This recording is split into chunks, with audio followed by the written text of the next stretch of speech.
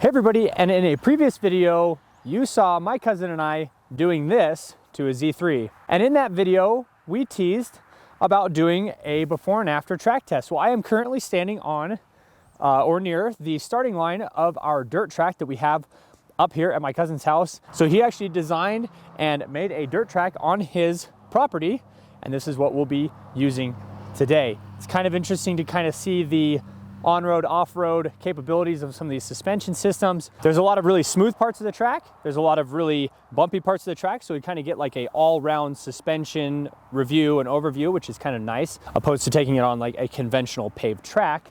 So we are going to be showing off, this doesn't look like much here, but here's some drone footage of the whole track. It is quite extensive, and we did tease in the last video showing us going around it beforehand, and today we're going to be showing the times before and the times after and give you a full review of what the suspension is like. Before we do, make sure you are subscribed to the channel, like if you enjoy this type of content. Also make sure to check us out on Instagram, Tenza_motorsports. Let's go get the car, let's do some laps and have some fun today.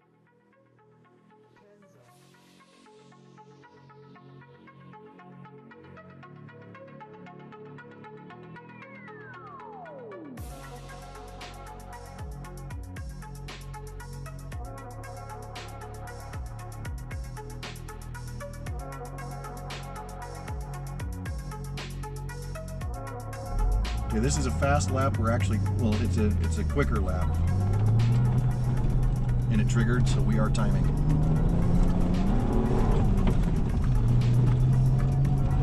So this is Jay's second time ever on the track and his second time ever driving this car for more than half a mile.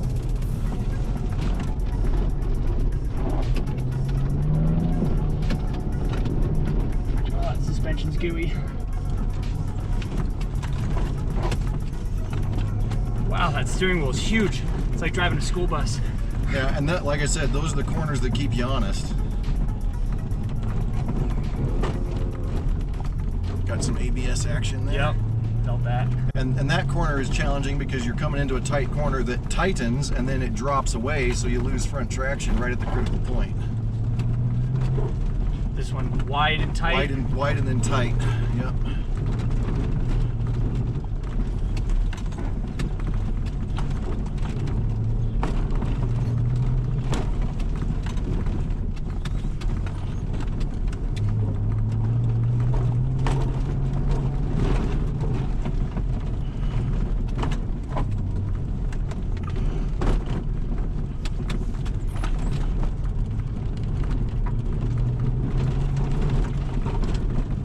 $134.03. So do I need to have this up? Yep. See, now it says drive, so it knows where we are. All right, you ready? Kind of. So this is basically how I do all the timed laps. You're sitting back here, and this is for the track information. You sit as a little bit back from the track. There's the start line marked by the bucket. There's a GPS tag right there. Once this thing is ready, I'll start rolling. It gets ready to see the start line. When we cross the start line, it should start the timer. Okay. If it doesn't, let me know, and we'll have to try again. Okay. Okay. And it'll tell you? Yep. There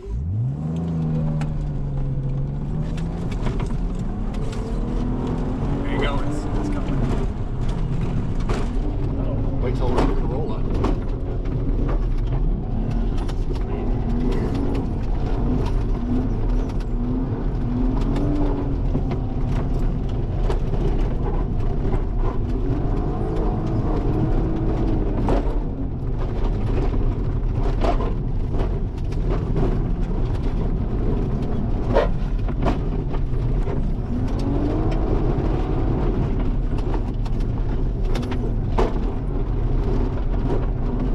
Steers real bad sometimes.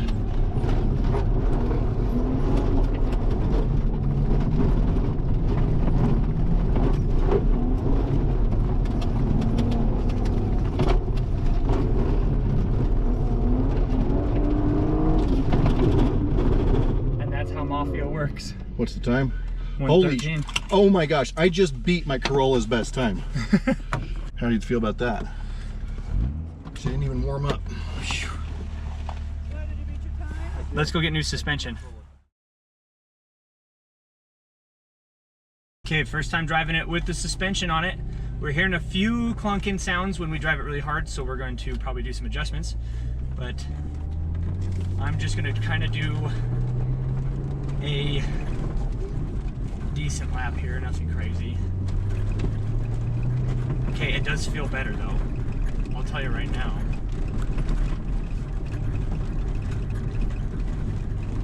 Wow, it kind of glides over things a lot better than it used to.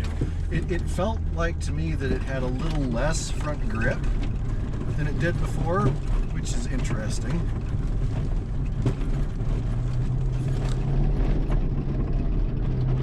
So we're thinking the shocks in the back just need to be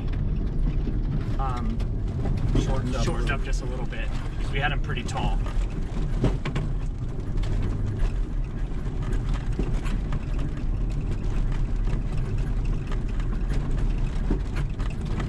Feeling a lot of feedback in the front wheel.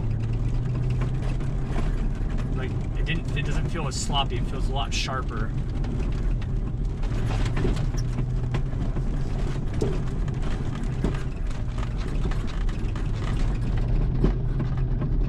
I'm hearing the clumping, is that what that is? Yeah, I think that's the rear struts dropping out.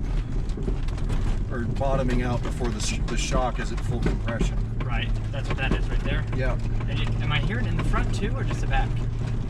I don't think we're hearing it in the front. I can't imagine it would. There's what I'm talking about, that push steer a little bit where it doesn't quite grip. Right. Okay. Well, let's do some adjustments. I'd say pull it right straight down that way a little bit. That's about our flattest spot right there. So we're gonna do some adjustments, and then we'll get a couple hot laps. Yep. And see if the time changes. We're playing around with the dampening settings, and that seems to help a lot. So we're only like 6 in the front and like 10 or 12 in the rear out of 24, which is actually quite high, because a lot of these lower end coilovers, if you buy really cheap ones, can be in like, sometimes they only have like 8 adjustments or 16 or something like that. So this goes up to 24. That's really nice. Again, really big upgrade to some of their older stuff that Maxpeedingrod was doing. So I'm gonna get in the passenger seat. My cousin's gonna do a super hot time lap. I did improve on mine. I'm not super crazy on this track yet. I think that was my 4th or 5th time around. So yeah, I've spent more time in the air with my drone than I have in the car driving this track. So let's get a final time, and then we'll wrap this video up. That is now. So GPS signal okay. So when it says drive, I'm ready to go, and it should trigger. Drive is ready to go. Okay, we got children out of the way. Looks like it. Start? It started late again, but it started. Looks like it started the same place, so maybe it'll be a good. It'll be a good comparison. Side by side. Yeah.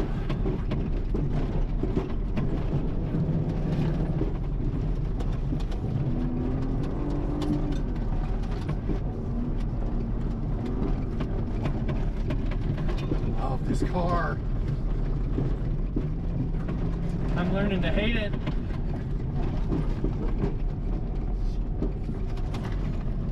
It's like driving my M5 on pavement.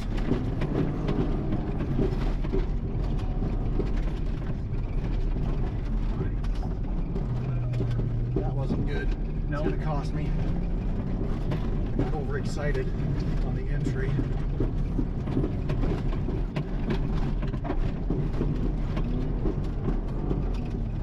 You're gonna have to cut into the hill right there when you make the track for real. Yeah, I know.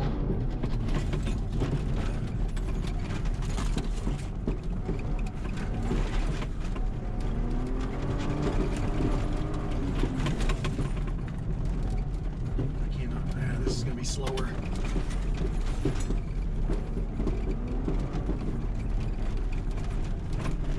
$17, yeah.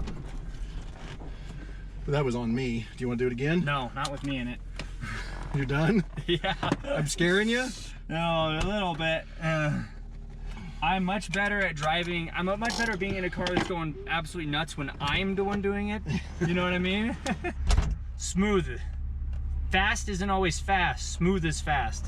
So it's been a few weeks since we did all of the track time, and I just kind of want to give a overall review and talk about a few things that happened while we were doing that. First off, I want to say, obviously I'm not a giant channel, I have a ton of cameramen, so unfortunately we don't have like a ton of footage of us doing the lap times other than just like the mounted GoPro. So hopefully some of that footage wasn't too boring. That was basically just us going around the track on repeat with not a lot of different camera angles. But that's just part of the downside of not having like a team of like cameramen and you know, camera equipment. So I want to go over the final numbers and talk about what we ended up finding. So the fastest before time was actually a track record, and doing some digging on the results that we got, unfortunately, I think we've actually got kind of a bit of a mess up with some of the GPS, the tracking points where it started. But I did put the two videos, because we actually do record them, side by side, and it ended up still being 2.9 seconds difference. I think the actual time is closer to like 4 or 5 seconds difference, which is massive on a track time. If you're doing 4 or 5 seconds a lap slower than somebody else, they'll lap you fairly quickly.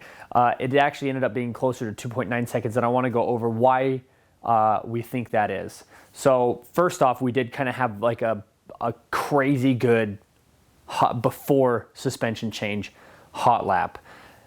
So let's go with that. We should have recorded more time lapse beforehand, 2 or 3 laps before, and obviously afterwards we did a whole bunch. The amount of times that we took the car out afterwards compared to how much my cousin had driven the car before was a fraction. He had driven the car a whole bunch with the other suspension on it, so he was kind of already used to that, and he was still just kind of trying to adjust to the new suspension, as well as that new suspension has a ton of adjustment on it, and we didn't really have a lot of time to fine tune. We were on that track and the dirt, and so lifting the car up and making a bunch of adjustments wasn't really kind of part of the plan.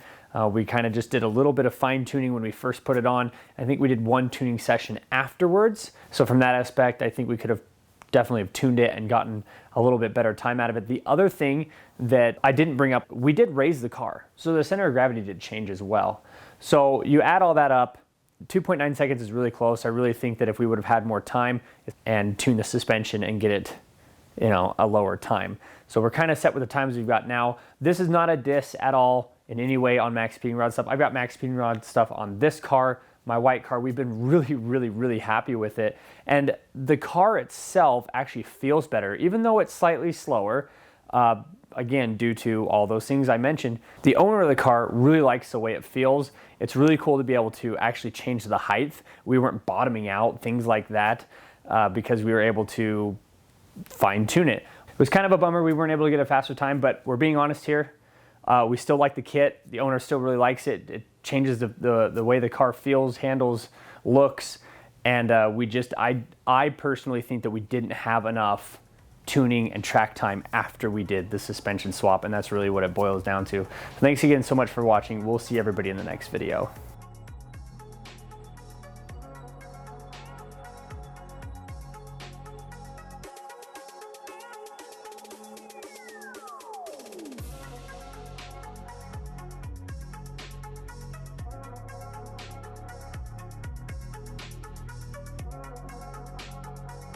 Bam!